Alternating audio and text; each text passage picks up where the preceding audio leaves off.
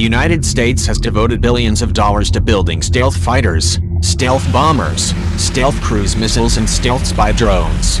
Surely a stealth tanker for refueling aircraft mid-flight would be an extravagance too much. However, the concept of a stealth tanker is not as absurd you'd think for one simple reason. The Pentagon's F-35 and F-22 stealth fighters, which it has made the linchpin of its 21st century air warfare strategy, simply can't fly far enough.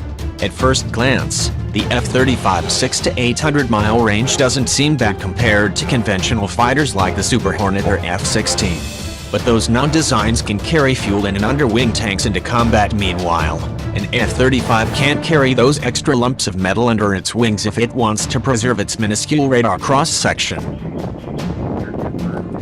G-missile barrage would rain down on forward air bases. In just how many?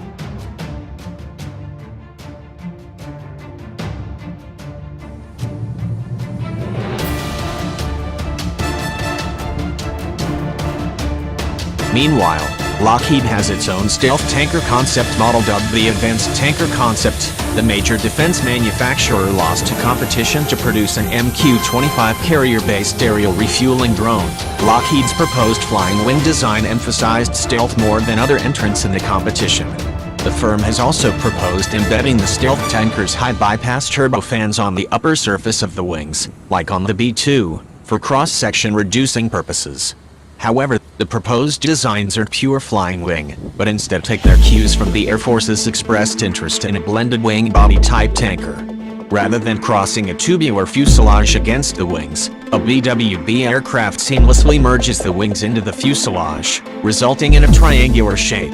These are also known as hybrid wing body designs, as they are not a pure flying wing because of the size of retention of the fuselage and tail fins. A flying wing's curved wing surfaces are very efficient in generating lift, and its infinite plane naturally lend themselves to low radar cross-sections as they lack hard, radar-reflective angles. However, tanker aircraft are routinely called upon to do double duty as cargo jets, so a stealth tanker may still need to have a bulged cargo compartment and bay door to serve as a fully capable substitute. The C in KCZ stands for cargo after all. Those wouldn't gel well with the pure flying wing design, which is why extant concepts have been hybrids.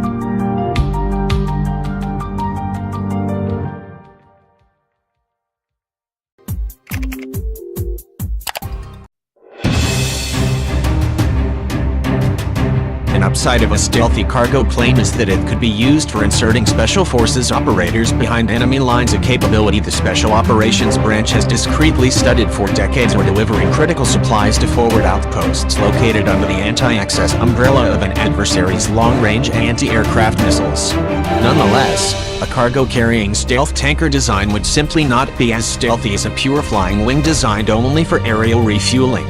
Another challenge to making an affordable stealth tanker concerns the fact that stealth fighters and bombers achieve their low cross-section partly by incorporating radar-absorbent material coatings or panels. However, RAM application significantly increases the operating costs and maintenance requirements of small stealth fighters.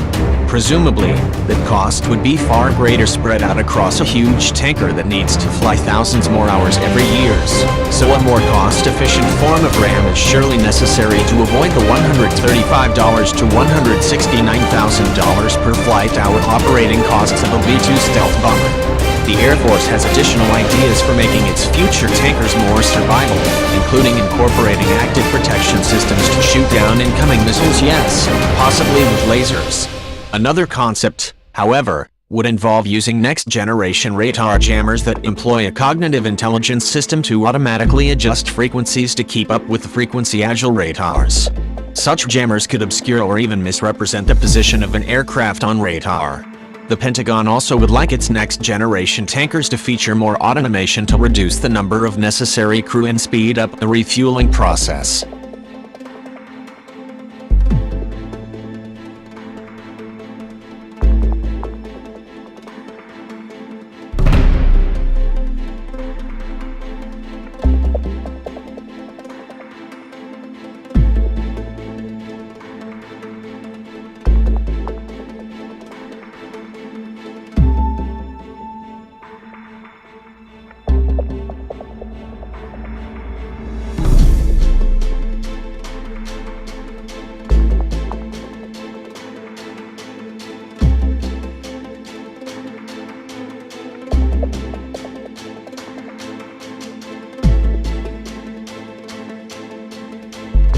However, the Air Mobility Command has also expressed openness to a radically different approach to a stealthy KCZ, taking a page from the Navy's MQ-25 in deploying small, stealthy unmanned autonomous vehicle.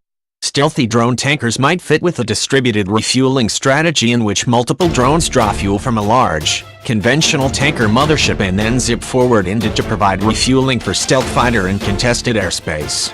However, such a chain refueling scheme could crash catastrophically should the unstealthy mothership tanker be targeted by adversaries. Thus, a system of systems could also propose mixing multiple tiers of stealthy and non-tankers. It's worth noting there may be simpler, less expensive solution, weaning the Pentagon from its dependency on short-range jets, perhaps by relying more on long-range B-21 stealth bombers or future 6th-generation penetrating counter-air fighter, making greater use of standoff missiles, or introducing long-range unmanned UCAV stealth drones.